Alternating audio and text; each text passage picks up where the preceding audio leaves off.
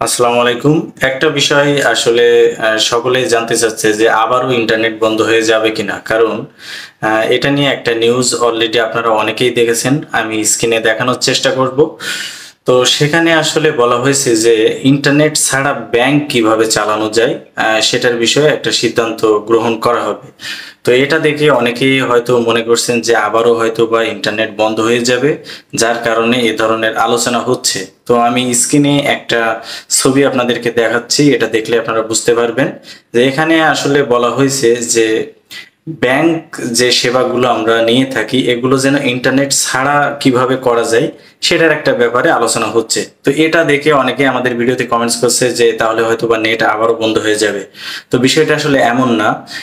Internet বন্ধ হবে না, কিন্তু যদি কোনো কারণে ইন্টারনেট কখনো বন্ধ হয় তাহলে যেন ব্যাংকে যারা গ্রাহক আছে তারা যেন ভালোভাবে সকল লেনদেন করতে পারে বা এটিএম থেকে টাকা উঠাতে পারে, এই ধরনের বিষয়গুলো যেন ভবিষ্যতে কোনো সমস্যা না হয়, এই কারণে পৃথক কোনো লাইনের ব্যবস্থা করে যেন এটা চালানো যায় সেই সকল একটা সিদ্ধান্ত নেওয়া হচ্ছে। তো এখানে আসলে মূলত ইন্টারনেট ছাড়া যে উপায়ে ব্যাংকিং করা যাবে, যেমন একটা কেবল নেটওয়ার্কের মাধ্যমে হতে পারে যেখানে ইন্টারনেট দরকার নাই, লোকাল একটা ল্যানের মাধ্যমে কিন্তু এই লেনদেনগুলো করা সম্ভব।